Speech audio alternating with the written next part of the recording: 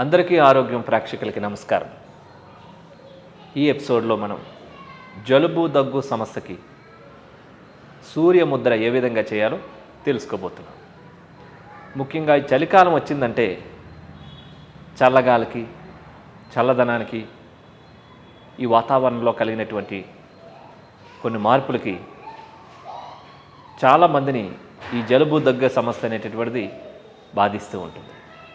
మరి ఇప్పుడు చేయబోయేటటువంటి సూర్యముద్ర ప్రాణాయామం చేయడం ద్వారా శరీరంలో వెచ్చదనాన్ని పెంచి రెసిస్టెన్స్ పవర్ని పెంచి ఊపిరితిత్తుల్ని శక్తివంతంగా తయారు చేసి రెసిస్టెన్స్ పవర్ని పెంచి ఈ జలుబు దగ్గు సమస్యల నుంచి మనల్ని పూర్తిగా రక్షిస్తుంది.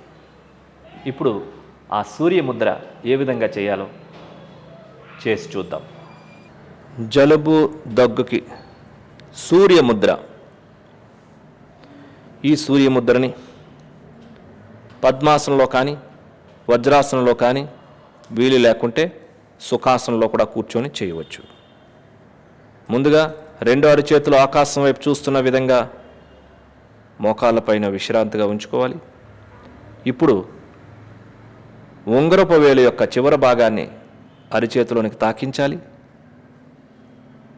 దాని వెనక భాగాన బొటన వ్రేలుతో ఆనించి ఉంచాలి. చూపుడు వ్రేలు, మధ్య వ్రేలు, చిటికిన వ్రేలు స్ట్రైట్గా ఉండాలి. ఈ ముద్రనే సూర్యముద్ర అంటారు. ఈ స్థితిలో వెన్ను నిటారుగా ఉంచుకోవాలి. ఛాతీ చక్కగా ఉండాలి. షోల్డర్స్ రిలాక్స్గా ఉండాలి. కళ్ళు మూసుకొని పూరక, కుంభక, రేచక, శూన్యక నియమాలు పాటిస్తూ ప్రాణిక్ బ్రీతింగ్ చేయాలి. నిదానంగా శ్వాసను తీసుకొని నిదానంగా శ్వాసను విడిచిపెడుతూ పూర్తిగా శ్వాసను తీసుకొని పూర్తిగా శ్వాసను విడిచిపెడుతూ ఈ విధంగా సూర్యముద్రలో ఉండాలి.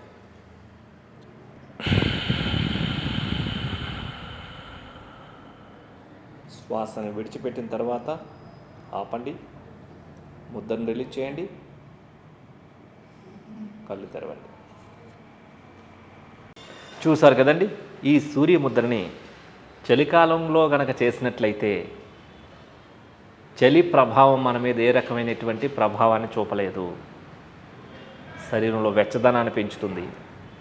తద్వారా ఈ వాతావరణానికి తగ్గట్టుగా శరీరంలో వేడిని పెంచి వివిధమైనటువంటి ప్రభావాలకి శరీరం లోని కాకుండా కాపాడేటటువంటిది సూర్యముద్ర. ఈ సూర్యముద్రని 5 నిమిషాల నుంచి 15 నిమిషాల చొప్పున మీరు చక్కగా ప్రాక్టీస్ చేసినట్లయితే కనుక మరి ఈ రకమైనటువంటి ఈ జలుబు దగ్గు సమస్యల నుంచి సులభంగా మనం బయటపడవచ్చు.